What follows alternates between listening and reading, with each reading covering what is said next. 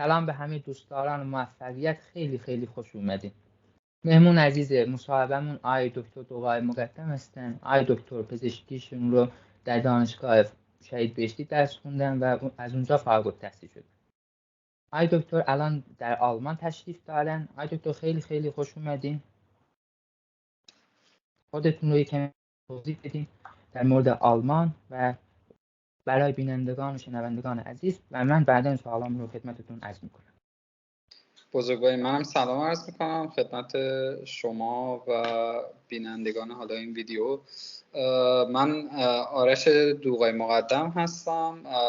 همونطور که گفتین فارغ التحصیل دانشگاه شهید بهشتی، ورودی مهر 90 و حدود سال 97 درسم تموم شد. حدود 2 سال در واقع در قالب طرز تحقیقاتی حالا توی ایران سرباز بودم و در واقع اونجا همزمان با 2 تا مرکز تحقیقات در واقع کار میکردم. مرکز تحقیقات دانشگاه خودمون شهید بهشتی و توی بخش گوارش و مرکز تحقیقات کبد دانشگاه تهران بیمارستان امام. و بعد از اینکه سربازیم تموم شد، سربازی من حدوداً آبان ماه تموم شد، آذر ماه در واقع کارام رو برای آلمان انجام دادم و دی ماه در واقع بهمن ماه 31 ژانویه در واقع آلمان اومدم و حدود 2 سال به عنوان در واقع ریسرچر مجددا اینجا فعالیت کردم توی دانشگاه هایدلبرگ و همزمان در واقع یه چیزی هست اینجا میگن پروموسیون، یه سری از کارهای پروموسیون هم انجام دادم تو دانشگاه هایدلبرگ و از حدود 1.5-2 ماه پیش هم در واقع کارهای در واقع رزیدنتیمو شروع کردم و الان رزیدنت رشته گوارش دانشگاه مانهایم هستم، یونیکلینیک مانهایم. آقای دکتر منم دیدم یونیکلینیک مانهایم، یعنی کسایی که با آلمان ارتباط داره میدونن یونیکلینیک رفتن واقعا سخته. همون برمیگرده به اون پیشینه تحقیقاتی ریسرچی که داشتین، یعنی خیلی خیلی برامونم خوبه برای ما دانشجوها که شما جدیداً وارد شدین. یعنی مثلا چون هر سال نوع امتحانات، سبک امتحانات فرق میکنه. الان شما تازه وارد رزیدنتی شدین، تازه امتحانات رو دادین، میتونید اطلاعات بروزتری برامون بدین. خیلی ممنونم. آقای دکتر، اولین سوالی که میشه برامون، از روسیه سوال داشتیم، از چین، از آذربایجان، از ترکیه، خیلی دانشجوهای مختلف. چرا به عنوان یه پزشک، به عنوان کسی که دندون پزشکی رو هر رشته علوم پزشکی رو تمام می‌کنیم، چرا برای کادر درمان آلمان یه محیط خوبیه؟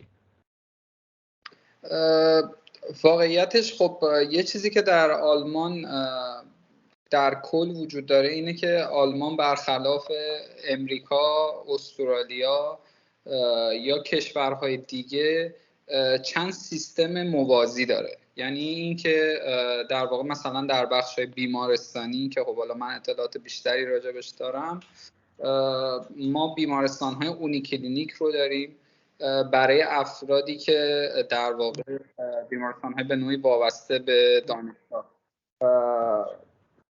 بیمارستان‌های دانشگاهی ببخشید، که خب در واقع افرادی که علاقه‌مند به مثلا کارهای ریسرچ یا کارهای حرفه‌ای‌تر در رشته خودشون هستن میتونن بیان اینجا و برای اینها اپلای کنن. بیمارستان‌های لرک رانکنهاوس رو داریم اینجا که خب وابسته به مثلا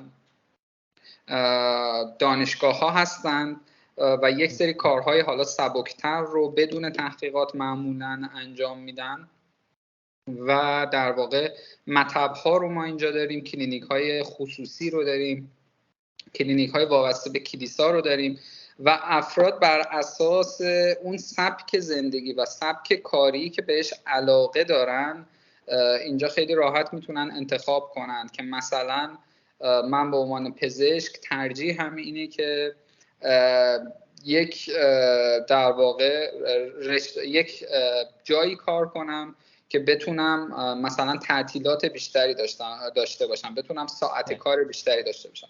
برای اون افراد در آلمان جا هست. برای افرادی هم که علاقه‌مند به ریسرچ هستند، کارهای خیلی مثلا سخت‌تر هستن. به طور مثال میگم مثلا در جراحی ها همین بحث مثلا پیوند کبد، برای اینها هم در اونیکلینیک ها جا هست و میتونن جا پیدا کنن و اون علاقهشون رو دنبال کنن.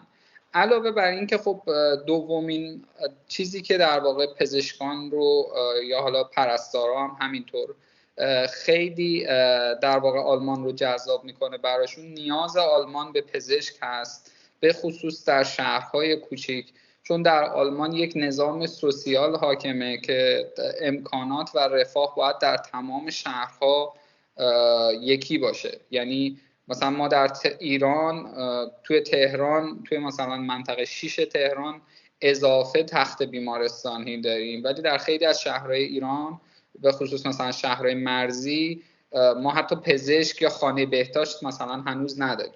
ولی در آلمان امکانات کاملا پخشه و به خاطر همین نیاز به نیروی کار خیلی زیاده و در حال حاضرم اون چیزی که آماری که حالا من میدونم و چند وقت پیش مطالعه کردم، چیزی حدود 25% در واقع سیستم بهداشت درمان آلمان الان وابسته به پزشکان خارجی شده و روز به روز هم به تعداد در واقع نیاز به پرستار، نیاز به پزشک داره افزوده میشه با توجه به پیر شدن جامعهشون و اینکه همزمان خب تولید پزشک رو نتونستن آنچنان افزایش بدن.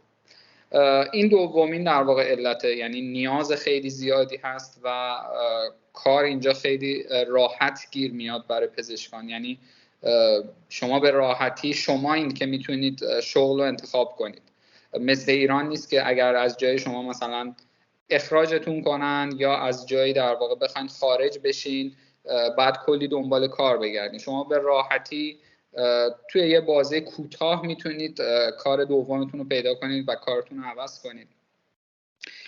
این دومین مسئله هست که در واقع آلمان رو جذاب میکنه. سومین مسئله خب نزدیکی به ایران هست که شاید برای خیلی مهم باشه و رفت و آمد از طریق ویزاهای شینگن که برای خانواده ها خیلی راحت هستش. چهارمین آپشنی که خب شاید آلمان رو جذاب کنه برنامه مهاجرتی ویژه‌ایه که خب از پارسال راه افتاد که در واقع شما در واقع وقتی که بلاو کارت در واقع دریافت میکنید شما خیلی راحت ظرف تنها 18 ماه بعد از دریافت بلاو کارت میتونید اقامت دائم آلمان رو بگیرید که خب این هم یک آپشنی میتونه باشه برای در واقع پزشکان. فکر میکنم در مجموع این 4 تا حالا به ذهن من رسید جذابیت‌های اولیه آلمان باشه که افراد رو به سمت آلمان در واقع سوق میده. آلمان رو متمایز میکنه از بقیه. واقعا نزدیک بودن به ایران خیلی خیلی مهمه برای خانواده در سنین پایین که مهاجرت میکنی. این یکی از مهمترین فاکتورات. آقای دکتر، نزدیک بودن جغرافیایی سبکه و نزدیک بودنی که هر روز پرواز داریم به آلمان. کشورهای زیادی نزدیکتر از آلمان به ایران هستن ولی هر روز آیا به اونا پرواز میشه؟ فرانکفورت پرواز داریم، برلین پرواز داریم. از اون لحاظ خیلی بهتره. ولی آقای دکتر، بچه‌ها پرسیدن، دوستان پرسیدن فردا فارغ التحصیل میشیم، سال بعد فارغ التحصیل میشیم، از کجا باید شروع کنیم؟ کارا باید بکنیم؟ به نظر من اون چیزی که مهمترین در واقع جزء مهاجرت به آلمان رو در واقع تشکیل میده و نسبت به خیلی از کشورهای دیگه شاید پیشرفت ایرانی ها رو کندتر میکنه در کشور آلمان، بحث زبان آلمانی هست. خب زبان آلمانی تو خیلی از کشورها توی مدارس تدریس میشه. مثلا من دوستانی داشتم از کشور گرجستان اومده بودن، مثلا اونا میگفتن که ما مدارسی داریم در گرجستان که آلمانی در کنار زبان گرجی تدریس میشه، یعنی مثلا زبان دوم میشه گفت هستش و مثلا انگلیسی زبان سوم توی اون مدارس هست. یا مثلا در ترکیه بین ترک ها بله آلمانی خیلی مثلا زبان محبوبیه و خیلی میخونن. یا همینطور توی کشورهای آسیای اروپای شرقی مثل مثلا اوکراین و روسیه آلمانی خیلی طرفدار داره و اینا خیلی میخونن. و اون چیزی که در واقع ایرانی ها رو در فضای رقابت کاری آلمان کمی همیشه عقب‌تر از شاید مثلا کشورهای دیگه قرار میده تسلط به زبان آلمانیه. اکثر پزشکان ایرانی زمانی که درسشون تموم میشه، من جمله خود من، تازه به فکر این میافتن که خب ما باید چیکار کنیم و الان سربازیمون هم رفتیم، حالا چیکار کنیم. مثلا من خودم ماهای آخر سربازی بود که تصمیم گرفتم که مهاجرت کنم و خب مجبور شدم خیلی زبان فشرده توی 3 ماه 3 ماه و نیم 4 ماه زبان آلمانی رو مثلا از سطح A1 تا B2 در واقع برسونم. ولی قضیه اینه که خب همین قضیه اینه که کاری که به این سرعت انجام میدین همیشه کیفیت خوبی نداره و تا آخر این کار بی کیفیت شما معلوم میشه. یعنی شما به راحتی میتونید که یک در واقع سرتیفیکات B2 بگیرین و بذارین تو جیبتون و با اون برین به سفارت، ولی خب وقتی وارد فضای کاری میشین همیشه معلوم میشه که شما یک B2 واقعی نیستین. و یک واقعیتی که باشه توی مثلا پزشکان ایرانی که من اینجا میشناسم که شاید مثلا تعدادشون الان به 30-40 تا پزشکی برسه که حالا هم کلاسی من بودن، دوستان من بودن، از این تعداد شاید مثلا تنها 2-3 نفر هستن که واقعا B2 یا C1 واقعی هن و بقیه افراد صرفا سرتیفیکات در واقع B2 رو دارن و به هیچ عنوان کیفیت کاریشون شبیه B2 نیست. من اون چیزی که توصیه میکنم به عنوان اولین گام برای افرادی که در واقع میخوان وارد عمده بیمارستان‌های آلمان بشن، میگم بحث اونیکلینیک ها رو کلا ما باید جدا بذاریم و بقیه سیستم بهداشت درمانی آلمان توی یک دسته دیگه قرار میگیره. افرادی که میخوان توی اون 95%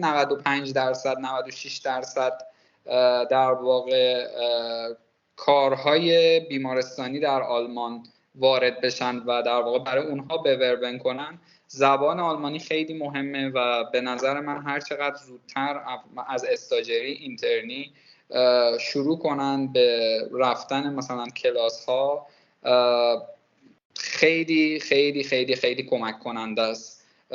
و حالا به خصوص کلاس زبان‌های مثلا معتبر اگر بتونن برن باز خیلی مهمتره، چون خیلی موضوع مهمیه. چون من باز ایرادی که مثلا خیلی از دوستان آلمانی من حتی به من همیشه مثلا میگن که مثلا این مشکل رو تو داری، مشکل در واقع بتونونگ و تلفظهای در واقع آلمانی هست که ما توی ایران نمیتونیم یاد بگیریم، چون اکثر معلم‌های زبانمون کیفیت خوبی ندارن متاسفانه، برخلاف معلم‌های انگلیسی که توی ایران خیلی لهجه‌های خوبی اکثرا دارن. معلم‌های آلمانی واقعیت اینه که لهجه‌هاشون خیلی بد هست و این کاملا فرق مشخص میشه. یعنی شما همون زبان B1 هم که یاد دارین وقتی با یه لهجه بد حرف میزنید برای یک طرفی که آلمانی زبان هست شما ماکسیموم A1 A2 جلوه میکنید.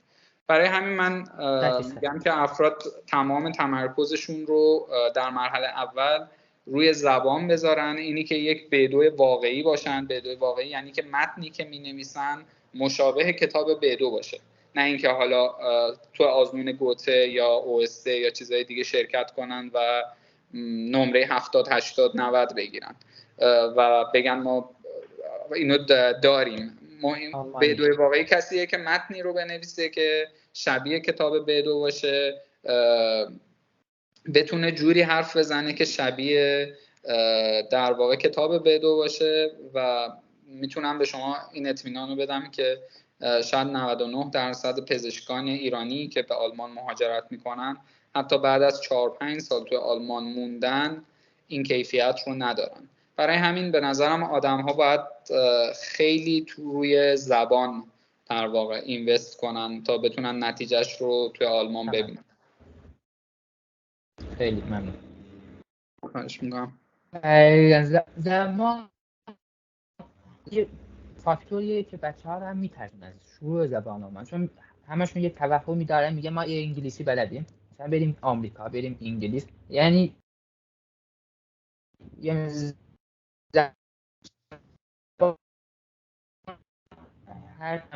خیلی هم میترسن چون آلمانی رو شنیدن، آلمانی زبان سخت و واقعا هم شاید حساب کنیم سخت باشه نسبت به انگلیسی که خیلی سخته.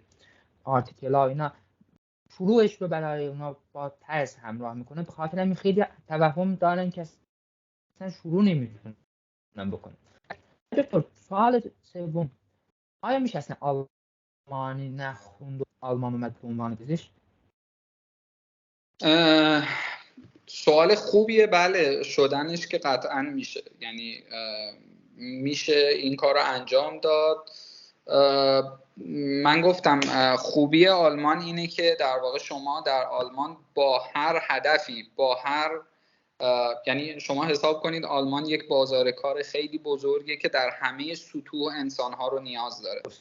مثلا ما الان تو خود اونیکلینیک مانهایم که مثلا من هستم، خب ما یک در واقع آربایتسگروپی داریم که مثلا میشه در واقع گروه هایی که تحقیقات میکنن و اینها. اون آربایتسگروپی ما حدود 10-15 تا پزشک خارجی درش کار میکنن که اکثرا از امریکای جنوبی هستن یا چین و اونها حتی یک کلمه هم آلمانی نمیتونن صحبت کنن. یعنی شدنش بله قطعا میشه. شما با زبان انگلیسی میتونید برای مثلا پوزیشن های تحقیقاتی اپلای کنید، پوزیشن هایی که کم نیستن. شما میتونید برای پی اچ دی ها اپلای کنید که اونها هم کم نیستن. دریافتی حقوقی خوبی اینها دارن، یعنی شما تقریبا معادل یک رزیدنت سال 1 یا سال 2 حقوق دریافت میکنید، خیلی وقتا حتی بیشتر، بر اساس اینکه اون پروژه‌ای که به شما میدن در واقع چی باشه و از این لحاظ شدنش میشه. در کنار اینکه خب این یک سری مزیت‌ها داره برای اون افراد، مثل اینکه مثلا میتونن افراد با این ویزاها اول وارد آلمان بشن، خب با توجه به حقوق بالا میتونن با همون در واقع قرارداد کاری بلاوکارته به دریافت کنن و بعد از همون 18 ماه با توجه به اینکه پزشک هستن یا حالا 36 ماه برای، فکر میکنم اگر اشتباه نکنم برای رشته‌های دیگه، میتونن در واقع اقامت دائمشون هم بگیرن حتی. و علاوه بر این که خب اگر باز اشتباه نکنم تا سقف سالی 2000 یورو کارفرماها در آلمان هزینه وایتا بیلدون میتونن پرداخت کنن، که این به این معنیه که این افرادی که در واقع انگلیسی خوندن میتونن حتی با پول کارفرماشون اینجا کلاس آلمانی برن و سطح A1 A2 B1 B2 رو بخونن. برای افرادی که کارشون در ایران تموم شده به نظر من اصلا ایده بدی نیست. یعنی مثلا من اومدم سربازیمو گذروندم، پول اولیه‌ام هم دارم برای آلمان و الان حالا یه تایمی بیکارم، میتونه از این طریق اقدام کنه و چیز خوبیه. من توصیهش میکنم، به خصوص این که شما این رو هم در نظر داشته باشین که برای پزشکان پزشکی در آلمان مستر حساب میشه، فوق لیسانس حساب میشه و شما دوباره اینجا باید در واقع دکتر تیتل بگیرین، اون لقب دکتر مدی که روی لباس ها می نویسن شما باید اونو دوباره اگر علاقه داشتین بگیرین، که خب اون افراد میتونن اون دکتر مد رو با زبان انگلیسی بگیرن و در نتیجه چیزی هم از دست ندن. و این میتونه یه فرصت خوبی باشه، ولی فقط به نظر من برای افرادی ارزش داره این که الان کاری در ایران ندارن که انجام بدن و فقط میخوان سریعتر اپلای کنن. ولی برای افراد عادی و نرمال به نظر من اول زبان خوندن در ایران خیلی منطقیه، چون خیلی از مشکلات رو توی مهاجرت حل میکنه. و حتی من به خیلی از دوستانی که الان مثلا B2 گرفتن و مثلا با من مشورت میکنن که مثلا من میخوام بیام الان آرش چیکار کنم، من حتی به اونها اکثرا میگم که خب مثلا اگه زبانت بهتر بشه خیلی سریعتر تو میتونی امتحانا رو بدی. یعنی شما اینو فکر کنید که درسته که B2 اون چیزیه که سفارت از شما میخواد، ولی شما زمانی که مثلا با B2 بیای اینجا زبان، حالا B2 واقعی رو من میذارم کنار، اون عالیه پرفکته و از داشتن سرتیفیکات الکی C2 هم حتی یک B2 واقعی بهتره. B2 واقعی کنار، ولی اون B2 که 99% افراد هستن که مثلا با یک سطح زبان کلامی A2 میرن سر امتحان B2 و B2 رو قبول میشن. چیزی که واقعیت و هممون میدونیم. اون خب طرف میاد اینجا امتحان فاخ رو شرکت میکنه، فاخ رو میفته، باز 3 ماه دیگه مجبور صبر کنه، 6 ماه دیگه صبر کنه. برای همین اینی که شما زبانتون خوب باشه شما رو خیلی تو آلمان جلو میندازه. تو بوربن های شما هرچی بوربن میکنید وقتی زبانتون خوب باشه با شما مصاحبه کنن توی فرشتلونزگespräch شما برگ برنده دارین، میتونید مثل یک مهاجر قوی ظاهر بشین و نشون بدین که چه توانایی‌هایی دارین و اونجا شما در واقع جلوتر میافتین همیشه. برای همین زبان واقعا، یعنی چندین سخن پزشکان رو من شنیدم، زبان مهمترین نکته‌ای که دارن بهش تاکید میکنن. یعنی اون برگ برندم به قول شما زبانه. وقتی با یه خارجی یه چینی رقابت میکنیم و ما انگلیسیمون در حد اونا نیست طبیعتا، وقتی با یه پاکستانی یا هندی که اومدن زبان دومشون اصولا زبان اولشونه، زبان آلمانی برای ما یه برگ برنده است که اگه بتونیم استفاده کنیم، هرچند هم بتونیم B2 واقعی باشه. بله، ولی افراد میتونن به هر حال با انگلیسی هم از مسیرهای دیگری وارد آلمان بشن و هیچ مشکلی نداره. و خود آلمانی ها هم من میتونم بگم، حالا برخلاف اون تصوری که مثلا توی ایران وجود داره که همه فکر میکنن که نه آلمانی ها روی زبانشون خیلی حساسن، نه اصلا اینطوری نیست. حداقل توی شهری که من زندگی کردم و کار میکنم این شکلی نیست و اکثر افراد خیلی فلوئنت بلدن انگلیسی صحبت کنن و اکثرشون از بهترین های ایران حتی بهتر انگلیسی صحبت میکنن با توجه به ارتباطات بین المللی که اینجا دارن. یعنی اینجا مثلا شما برنامه های مثلا استودنت آوستاوش که مثلا اینها از یک کشوری به یک کشور دیگه اکسچنج میشن خیلی زیاده و اکثر افرادی که مثلا لیسانس دارن، فوق لیسانس دارن، دکترا دارن 2-3 بار این کار انجام دادن و در واقع خارج از آلمان درس خوندن و زبانهای خیلی عالی دارن اکثرا. آیا تو این همون یکی از عواملی که گفتیم چرا آلمان طیف گسترده با آلمانی وارد میشی، با انگلیسی وارد میشی، اکسچنج، یعنی طیف گسترده راههای مختلفی داره که بتونی وارد آلمان بشی. یعنی مشروط به این نیستی که مثلا آمریکا خیلی یک راهی است برای من ایرانی حتی، ولی آلمان راههای مختلف، انگلیسی، آلمانی، تحقیقاتی، پزشکی، هر جوری میتونیم به شکلی وارد بشیم. آیا دکتر زبان رو الان داریم، چه امتحانات پیش رومون هست، چه امتحانات میدیم، کتبی این امتحانات، عملی چیکار باید بکنیم؟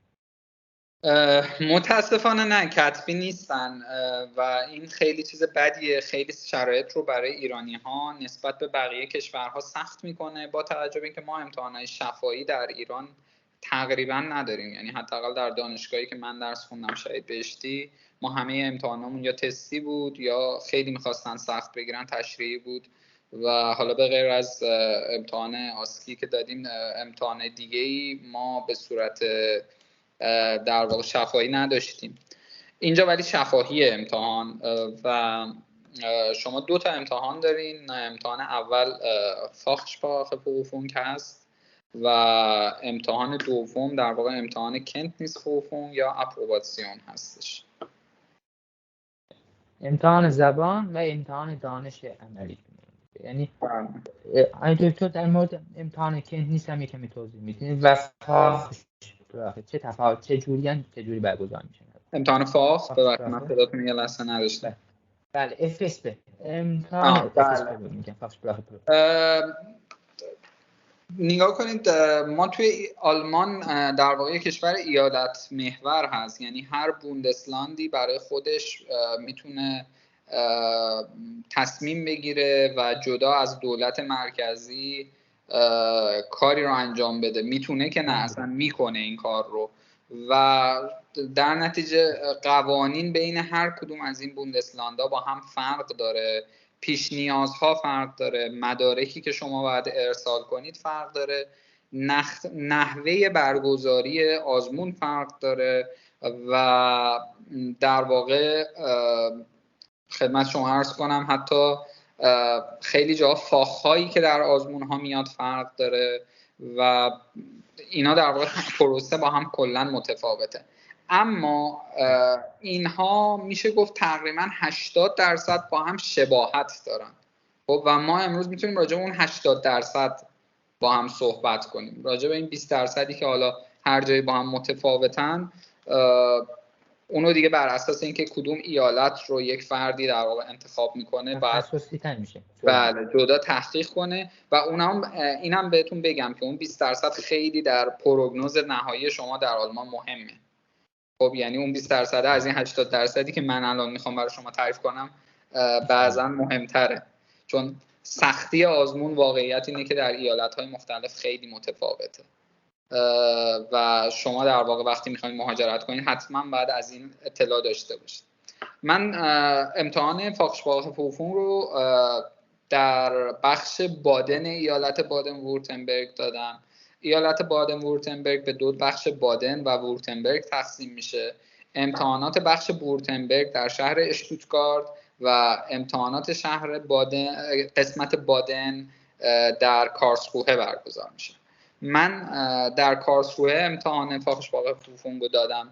فکر میکنم در مجموع اگر بخوایم نظر بدیم و مقایسه کنیم و عادلانه بخوایم قضاوت کنیم، شهر کارلسروه یکی از آسان‌ترین امتحانات فاخسپراخه‌پروفung رو در کشور آلمان داره. در امتحان فاخسپراخه‌پروفung هدف سنجش سطح زبان شما هست و مدرکی که به شما میدن مدرک C1 در واقع پزشکی هست که با C1 که شما از گوته میگیرین یا مثلا از OSC میگیرین یا از مؤسسات دیگه متفاوته. یک تخصص پزشکی. بله یک تخصص پزشکی است. امتحان 3 تایل داره. توی قسمت اول شما از مریض بعد شرح حال بگیرین. توی قسمتی از ایالت که من امتحان دادم، مثلا من میخوام تفاوت سختی ها رو فقط مشخص کنم. توی قسمت اول مثلا در شمال ایالت بادن وورتنبرگ بخش بادن یکی از ممتحن ها خودش مریض میشه.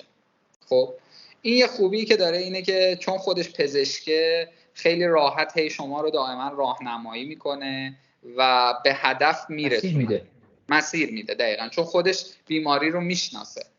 خب در بخش وورتنبرگ در اشتوتگارت 2 تا مشکل هست. یکی این که در این بخش افراد شوئبیش حرف میزنن، یک زبان دیگری هستن. میتونم به شما بگم که مثلا درست شوئبیش توی شاخه‌های آلمانی قرار میگیره ولی مثلا مثل این میمونه که مثلا فارسی و کردی هم با هم همریشن، اما مثلا فارس ها و کرد ها خیلی نمیتونن حرف همو متوجه بشن و شوئبیش و آلمانی هم دقیقا همینه. یعنی آلمانی ها حرف شوئبیش ها رو متوجه میشن 80%، ولی شمایی که حرف آلمانی ها رو متوجه نمیشی حرف شوئبیش ها رو 20% متوجه میشی و خب این زمانور هست که متوجه بشی.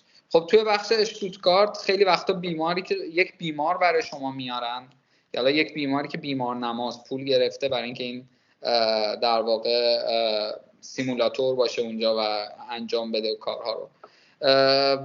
و خیلی وقتا مثلا این بیمار شما ممکنه شوئبیش حرف بزنه که خب شما رو دچار مشکل میکنه در فهم و اینها.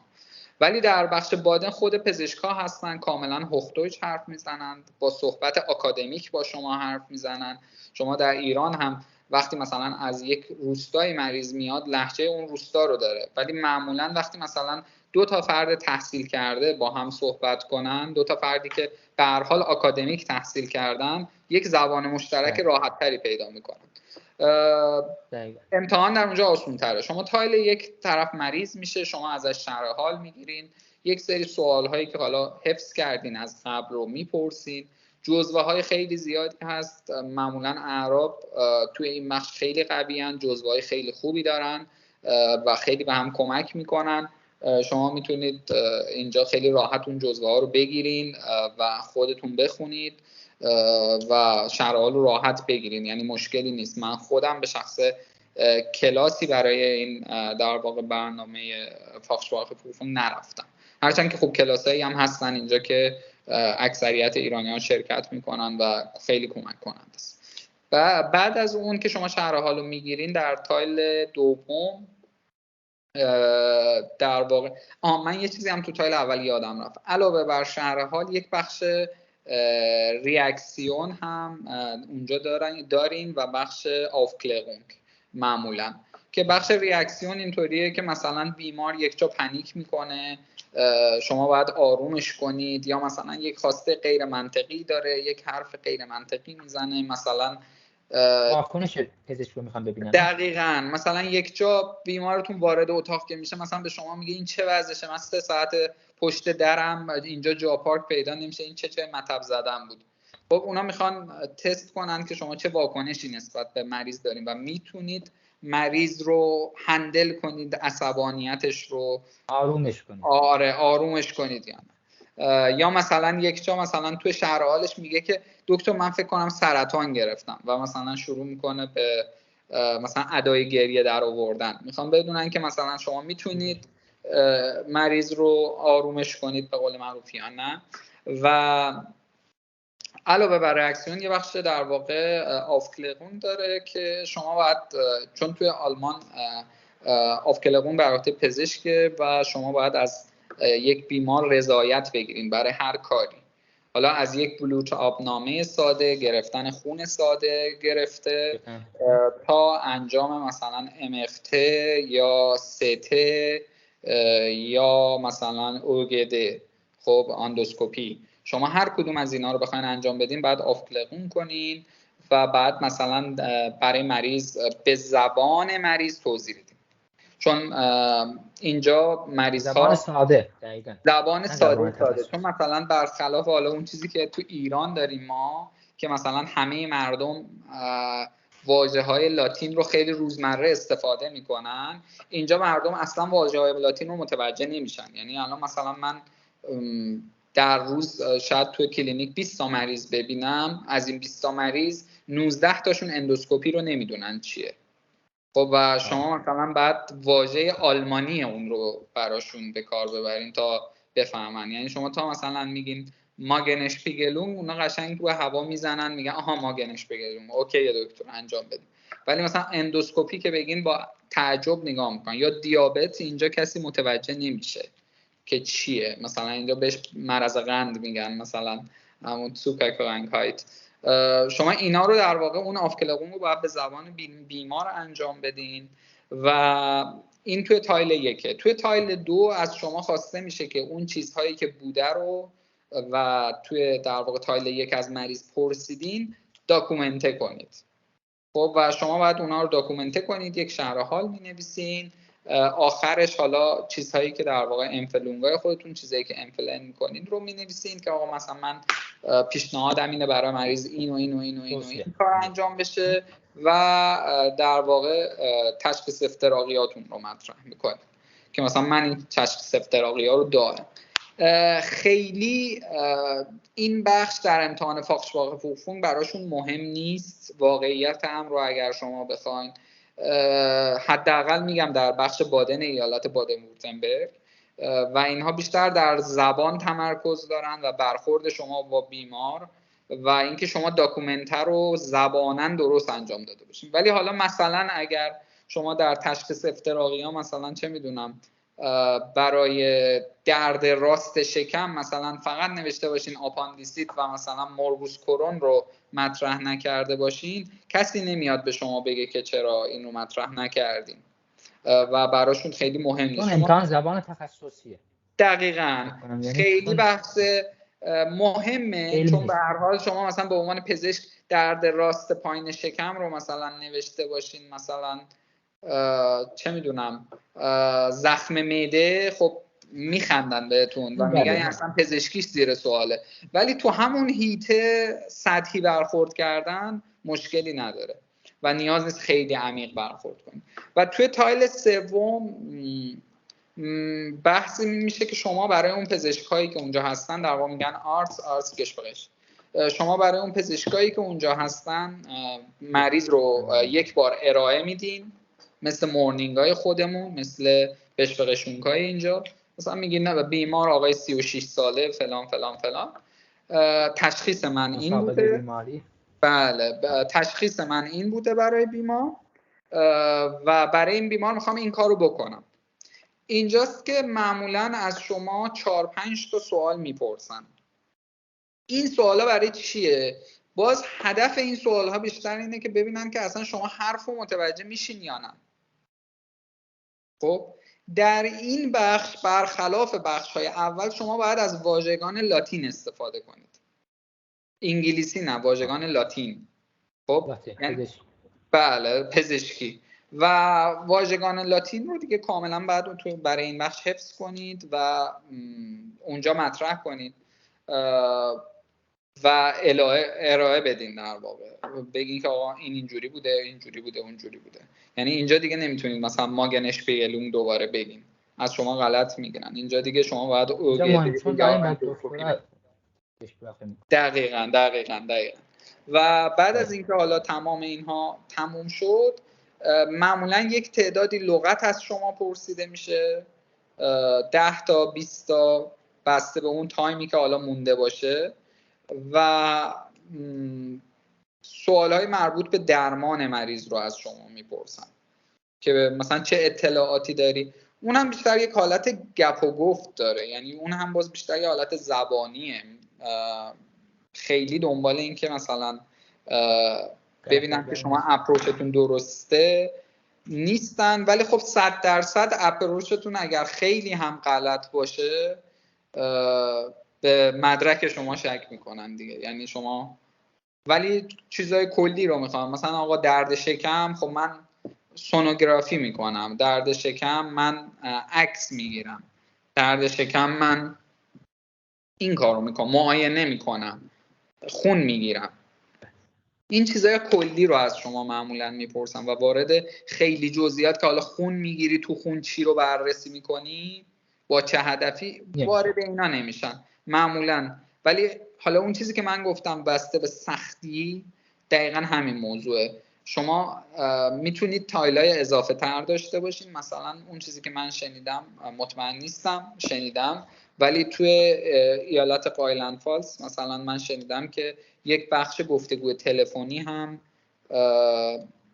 توی امتحان هست. خب پشت تلفن صحبت کردن واقعیت اینه خیلی سخته. من خودم هنوز توی بیمارستان برای تلفن زدن مشکل دارم، چون شما نه صورت طرف رو میبینید، نه از موضوع اطلاعی دارید. خیلی مهمه صورت. بله، نه از موضوع اطلاعی دارین که بتونید حدس بزنید کلماتی رو که بلد نیستین. خب این یه سختی میشه برای امتحان. یا مثلا تعداد لغت هایی که میپرسن خیلی لغت های بیشتری هست، معمولا فکر میکنم اگر اشتباه نکنم باز 50 تا لغت میپرسن.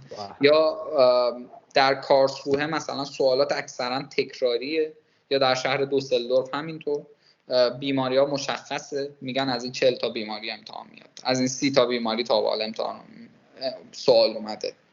ولی در این ایالت ها در واقع تکراری نیست. یا مثلا من یک سری از دوستان هامبورگ هم برام تعریف کردن که توی هامبورگ مثلا خود پروسه درمان با جزئیات پرسیده میشه توی آرتس کشورش. یعنی وارد جزئیات هم میشن که حالا بلو تابنامه که چی، کوپرلیشن اونترزوخون که چی، شما معاینه فیزیکی میکنید هدفت چیه. ولی مثلا در کارلسروه این اتفاق نمیفته. این کلیت امتحان فاخسپراخه و شما راجع به اپروباسیون هم پرسیدین، درسته؟ بله کنتنیست هم الان که احتمالا این رو جدا کنیم، فاخسپراخه و کنتنیست که خیلی هم کامل توضیح دادین، تشکر میکنم. بعد اولین ویدیو خیلی کامل دیتیلیه، خیلی عالی. بزرگواریم. امتحان اپروباسیون هم باز همینه. امتحان اپروباسیون فرق داره تو همه ایالت‌ها. سطح امتحان واقعا فرق داره و این سطح امتحان که من میگم واقعا فرق داره، شاید یکی که از ایران نشسته الان داره این ویدیو رو میبینه و میگه که من میخوام فقط برم، خب به نظرم این کار اشتباهه، چون آدم‌ها فقط لحظه خودشون رو میبینن. به نظر من خیلی مهم اینه که کجا برین و چه جوری برین و بخواین چه دستاوردی رو تو چه مدتی داشته باشین. به نظر من تفاوت آزمون بین ایالت‌های مختلف خیلی زیاده. به نظر من حالا افرادی که میخوان از ایران بیان شاید توی ایران به این فکر میکنن که ما سریعتر بریم، اما این درست نیست. واقعا تفاوت آزمون و سطح سختی آزمون به نظرم یک چیز خیلی تعیین کننده ایه که ما کجا بریم.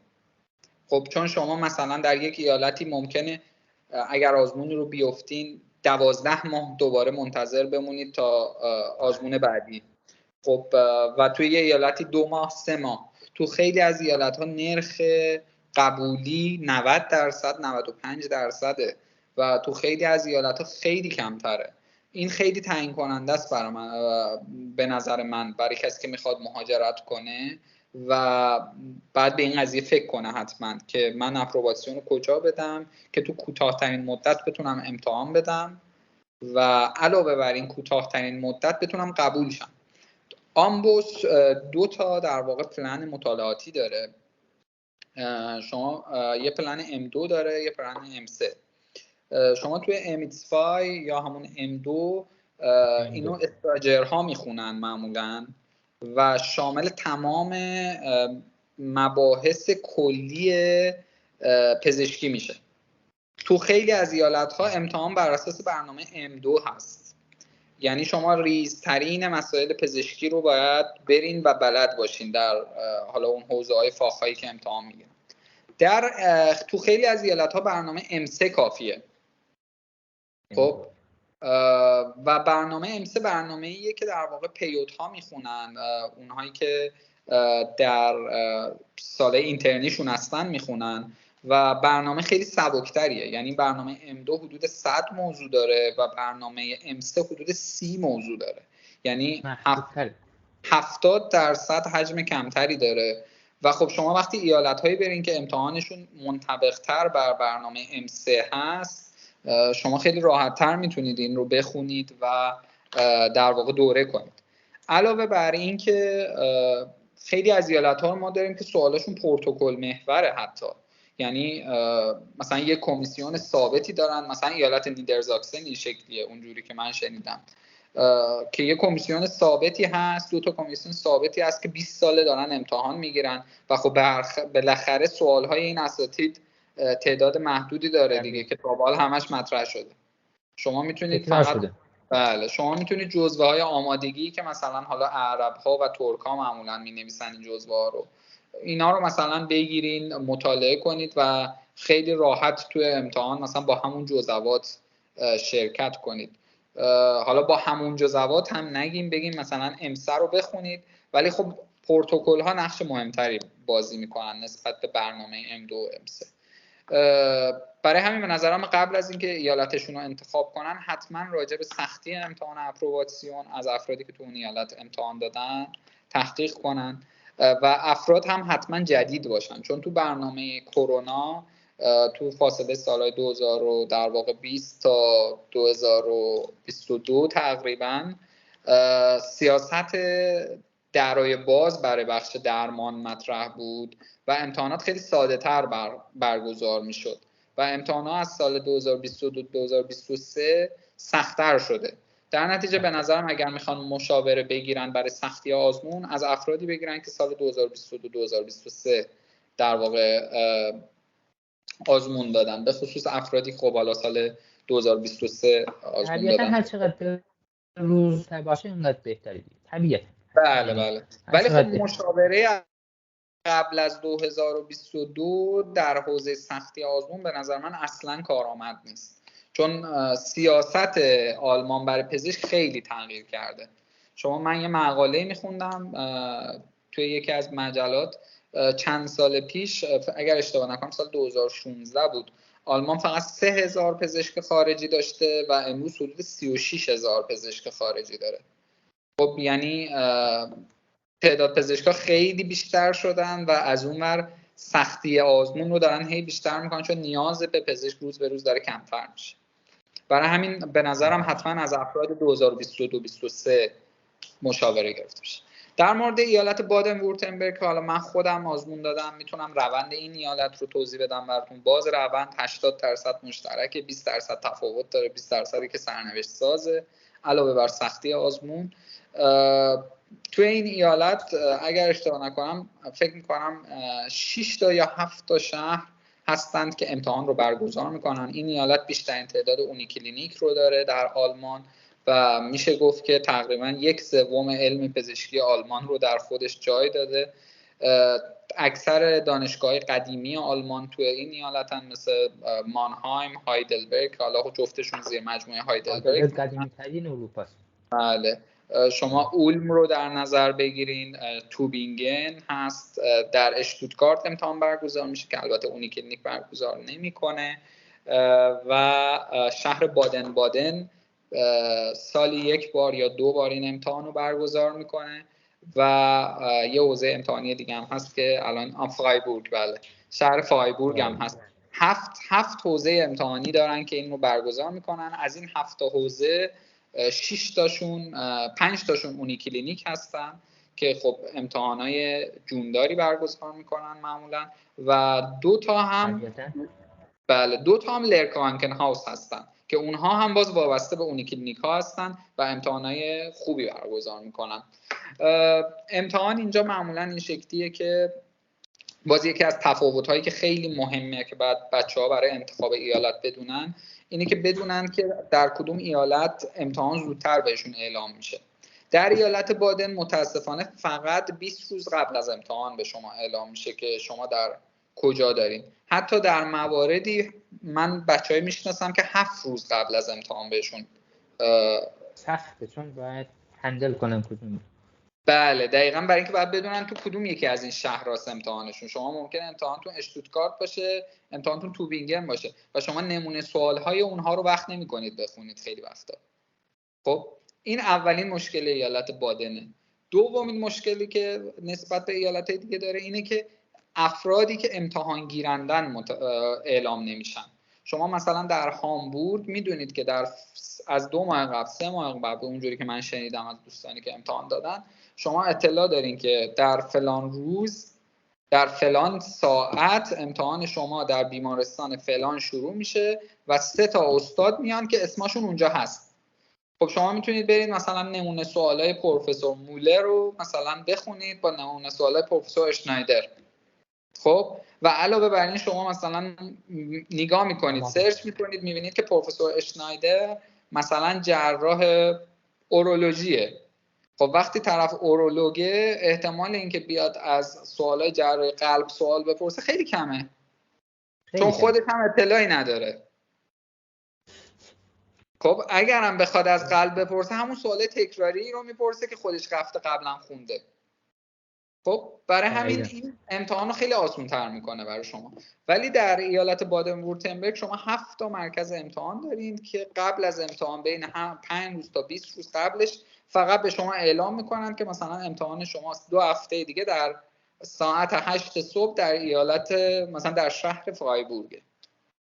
خب و نه استادش مشخصه نه اینکه فرصت کافی داریم. ولی باز دوباره ایالت بادن وورتنبرگ در مجموع امتحانش امتحان سختی نیست نسبت به ایالت‌های دیگه مثل نوردرین وستفالن و شاید برای امتحان اپروباسیون جای خیلی مناسبی باشه. و به خصوص اینکه از این کمیسیون ها، بعضی از کمیسیون ها حتی خیلی خارجی دوستن، مثل کمیسیون خود شهر هایدلبرگ که نرخ خیلی قبولی خیلی بالایی داره و شما اگر در شهر هایدلبرگ شانستون بزنه و بیفتین، خیلی کمیسیون آسونتریه نسبت به مثلا شهر اولم که کمیسیون سختی داره و بله خارجی پسندتر هستن و خیلی راحتتر با خارجی ها کنار میان. امتحان شامل دوباره باز 3 بخش میشه به صورت کلی اپروباسیون.